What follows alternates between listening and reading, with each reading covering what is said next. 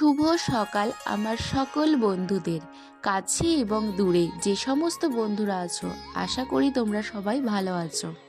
আমাদের এদিকে ভালোই ঠান্ডা পড়েছে। সকালের দিকটা কিন্তু ভালোই ঠান্ডা লাগছে, আবার রাতের দিকেও ভালোই ঠান্ডা লাগছে। তো তোমাদের কাদের ওখানে ঠান্ডা পড়েছে আমাকে কমেন্ট বক্সে কিন্তু অবশ্যই জানিও। আছে কার্তিক পুজো, তো কার্তিক পুজোতে আমার দুটো নেমন্তন্ন আছে আজকে। আমার একটা দাদার বাড়িতে পুজো হবে আর একটা দিদির বাড়িতে পুজো হবে, তো তোমাদেরকে সবটাই আমি দেখাবো।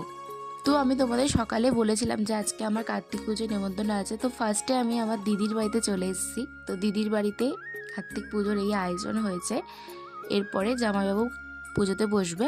আমার দিদির বরই আসলে পুরোহিত, তো আমার দিদির বরই এই পুজোটা করবে। তো জামাইবাবু পুজোতে বসে পড়েছে।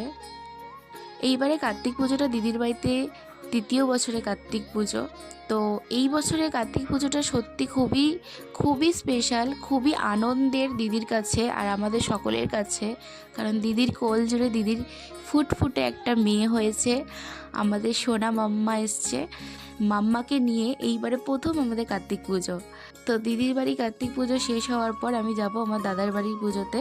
তো দিদির বাড়ি কার্তিক পুজো সেরে আসার পর আমি দাদার বাড়িতে এলাম। তো এখানে দিদির বরই পুজো করছে, পাড়াতে পুজো তোমাদেরকে বলেইছিলাম। তো ওই জন্য দিদির বরই পুজো করছে দাদার বাড়িতে। এই যে বৌদি খুব সুন্দর করে আয়োজন করেছে। এটাকে হঠাৎ করেই সকালবেলা বৌদি ঘুম থেকে উঠে কার্তিক ঠাকুরকে পায় এবং হঠাৎ করেই সব কিছু আয়োজন হয়েছে। তাও খুব সুন্দরভাবে বৌদি প্রত্যেকটা আয়োজন করেছে। আর দেখো কার্তিক ঠাকুরের মুখটা কতটা সুন্দর, কতটা মিষ্টি। তো পুজোটা এখানেই খুব সুন্দর করে সম্পূর্ণ হলো। তো আজকের ভিডিওটা আমি এখানেই এন্ড করছি। আমার একটা ছোট্ট ব্লগই ছিল। তো তোমাদের কেমন লাগলো আমাকে কিন্তু অবশ্যই কমেন্ট বক্সে জানিও। আর যারা আমাকে এত সাপোর্ট করছো তাদেরকে অনেক অনেক ভালোবাসা।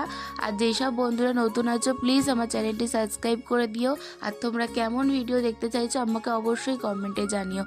সবাই ভালো থেকো, সুস্থ থেকো, টাটা।